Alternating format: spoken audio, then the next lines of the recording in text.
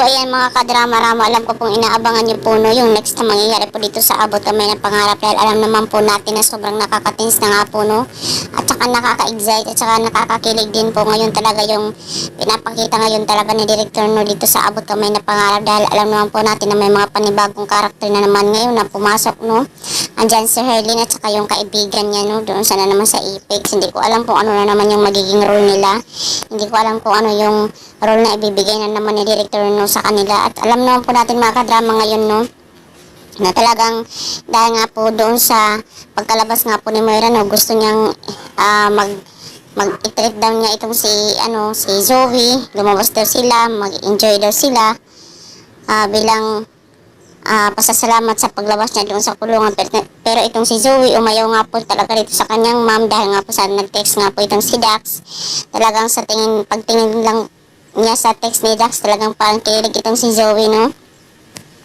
Tapos ngayon talagang nakita sila ni Moira talaga doon sa parking lot, na kung saan hinag talaga ni Dax itong si Zoe. Tapos itong si Zoe, okay naman siya no, nag-response naman po siya, nag-react naman po siya dito sa paghag ni Dax. Parang na-miss din niya talaga itong si Dax. Charot, diba? Parang sinisekreto pa talaga ni Zoe yung kanyang nararamdaman pagdating din talaga dito kay Dax no. Dahil alam naman po natin mga kadrama-rama na talagang noon pa man talaga ayaw na talaga ni Zoe dito kay Dax, pero talagang napamahal din po siya kay Dax, dahil napabilib nga po siya ni Dax na pagdating po doon sa hotel na kung saan hindi talaga siya inano ni Dax, diba? Dahil nirespeto pa rin niya talaga itong si Zoe, dahil hindi nga po siya mahal, pero talagang inantay talaga ni Dax na mahalin talaga siya ni Zoe. Balang araw mamahalin din daw siya, diba? Iba kasi talaga pag yung puso mo talaga yung magkagusto sa isang tao, diba? Maganda talaga yung ganun, yung nag-iintay ka talaga sa pagmamahal, sa pag-ibig. Yun ang totoong pag-ibig. So ngayon dahil nga po dito, ayaw nga po talaga ni Moira, hindi po siya hindi po siya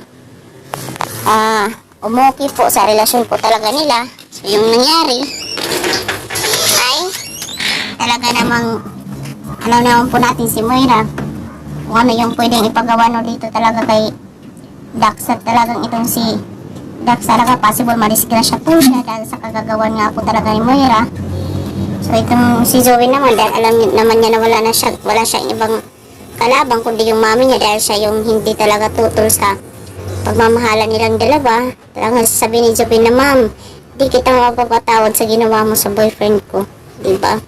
Kumbaga lahat ginawa ni Zoe para sa mami niya, tas ngayon para sa boyfriend niya, na kung saan siya naman yung naging daan nun, bakit nagkakilala talaga sila ni Dax, diba? Para makalabas siya, tas hindi siya yung hindi tutol ngayon.